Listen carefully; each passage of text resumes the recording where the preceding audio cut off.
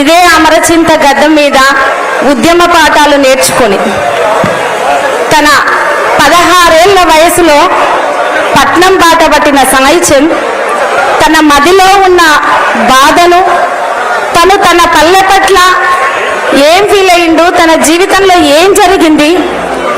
సాయి చంద్ ఎప్పుడు వేదిక మీద ప్రజా సమస్యల గురించి పాట పాడడం చూసాం, అంబేద్కర్ వాదాన్ని వినిపించడం చూసాం, తెలంగాణ ఉద్యమాల్లో అమరవీరుల గొంతై వెలగడం చూసాం, తల్లుల గోస గురించి చెప్పడం చూసాం, ప్రగతి బాటలో బీఆర్ఎస్ పార్టీ చేసిన అభివృద్ధిని గొంతెత్తి పలకడం చూసాం. కానీ సాయి చంద్ మదిలో పల్లె గురించి, తన ప్రయాణం గురించి, తన జీవిత ప్రస్థానంలో తను పడ్డ బాధల గురించి ఎందరికో చెప్పుకొని ఎన్నో బాధలు, కష్టాలు, అవమానాలు ఉన్నాయి. అందరం ఒక మనిషి సక్సెస్ వచ్చాక తను ఈ స్థాయికి వచ్చాడని మాట్లాడుకుంటాం. కానీ ఆ స్థాయికి వచ్చే ముందు తను ఎన్ని రాళ్ల దెబ్బలు తిన్నాడు, ఎన్ని ముళ్ళదారులు నడిచారు, ఎన్ని అవమానాలు పడ్డారు, ఎన్ని కన్నీళ్లు కార్చారన్న విషయాన్ని మాత్రం ఏ ఒక్కరము గుర్తు చేసుకోం. సక్సెస్ అయిన తర్వాత అవసరమైతే రాళ్ళేస్తాం, నిందిస్తాం, ఎన్నో మాట్లాడతాం, పొగుడతాం, మన పక్కన పెట్టుకుంటాం. కానీ తన జీవిత ప్రయాణం మొదలైనప్పుడే ఒక పాటగాడిగా పల్లెల్లో ప్రయాణించి పట్నం బాట పట్టినప్పుడే భుజం మీద చెయ్యేసి నేనున్న బిడ్డ అని ప్రోత్సహించి ఒక వేదిక మీద నువ్వు అమరవీరుల గోస గురించి చెప్పాలి బిడ్డ అని భుజం మీద చెయ్యేసి తీసుకుపోయిండు హరీష్ అన్న. నీ గొంతు ఇక్కడి వరకే కాదు బిడ్డ, రాష్ట్రం మొత్తం వినిపించాలి, రాష్ట్రం మొత్తం ఈ తెలంగాణ తల్లుల గోస తెలుసుకోవాలి, దేశం మొత్తం వినాలని చెప్పి మొట్టమొదటిగా హరీష్ అన్న సిద్దిపేట గడ్డ నుంచి హైదరాబాద్ గడ్డ మీద వరకు సాయి చంద్ అమరవీరుల పాట రాతి బొమ్మల్లో కొలువైన శివుడా అని కన్నీటి గాథలను చెప్పే విధంగా ప్రోత్సహించారు. అయితే తన జీవితంలో జరిగిన కొన్ని బాధాకర సంఘటనల్ని సాయి చంద్ మాటల్లోనే విందాం. సాయి చంద్ ఎమోషనల్ వీడియో వరకు మా ఊరు హై స్కూల్లోనే చదువుకున్నా, అమరచింతలో చదువుకున్నా, ఇంటర్మీడియట్ ఆత్మకూరులో చదువుకున్నా. 2002లో హైదరాబాద్ వచ్చిన. 2001లో మా అమ్మ చనిపోయిందన్న. మా అమ్మ చనిపోయిన తర్వాత మా కుటుంబం అంతా కూడా చిన్న భిన్నం అయిపోయింది. మా అన్న ఇండియన్ ఆర్మీలో ఉండేవాడు, నేను ఒక్కడిని ఇంటి దగ్గర ఉండేవాడిని. తోడుగా నేను ఒక్కడినే ఉంటే అమ్మ పోయేసరికి నేను ఒక్కడిని అయిపోయినా. సో ఆ విషయం బాగా ఇది అనిపించింది. ఆ అట్మాస్ఫియర్ లో నుంచి పోతే తప్ప బాగా పోదు అని ఇక ఆ గాయంతో బయటకు వెళ్ళా. 2002లో హైదరాబాద్ వచ్చేసినాయి. అంటే ఇక అది విడిచిపెట్టదే తప్ప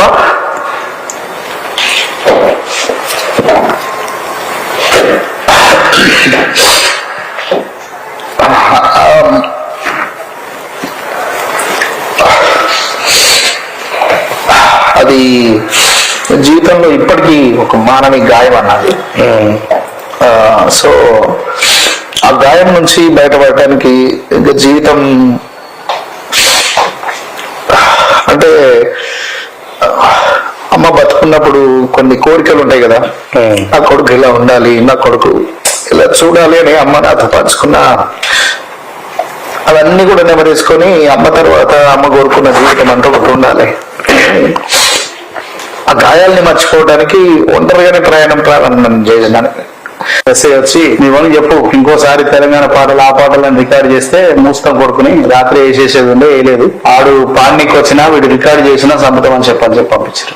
సేమ్ డైలాగ్ గన్నుతో ఒకటి ఇట్లా లేపండి, లేరా ఎవరు అన్నప్పుడు ఏమరా ఎవరు అనేది ఇడెందుకు అనుకున్నావురా, లేదు సార్ నేను సింగర్ని సార్, నేను పాడవాడిని వచ్చిన సార్. ఏం పాడవాడినవరా, గుర్తులేదు సార్, సరిగా అందులో ఉంది సార్ అంటే ఆయన పట్టుకొచ్చారు. ఎవర్రా వీడు, స్టూడియో ఓనర్ ఎవర్రా వీడు అని అంటే ఆయన సింగర్ సార్.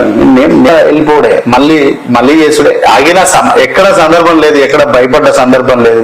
తెలంగాణ పాటని తెలంగాణ మాటని పోలీసులకు భయపడు జైలుకు పంపించడమేనో లేకపోతే చచ్చిపోతూ ఉన్న భయంతో ఎక్కడ ఒక్క రోజు కూడా ఆపలేదన్న. 365 రోజులలో నాకు తెలిసి ఒక 5 రోజులు మినహా 360 రోజులు ఏదో ఒక పనిలో, ఏదో ఒక చోట, ఏదో ఒక ఊర్లో, ఏదో ఒక చౌరస్తాలో, ఏదో ఒక వీధిలో, బస్తీలో అట్లీస్ట్ 10 మంది ఉన్న టెంట్ లో నన్న తెలంగాణ పాడవాలి. అంటే 2004 నుంచి మొదలు పెడితే 2014 జూన్ 2 వరకు పబ్లిక్ సభలనే ఉంది.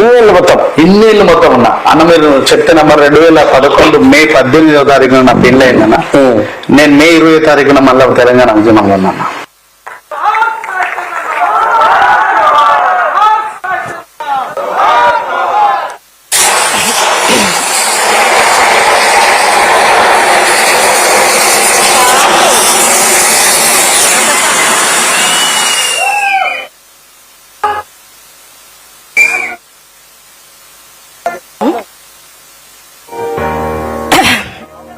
ప్రతి ఒక్కరి జీవితంలో వాళ్ళ జీవన ప్రయాణంలో ఎన్నో ఒడిదుడుకులు ఉంటాయి.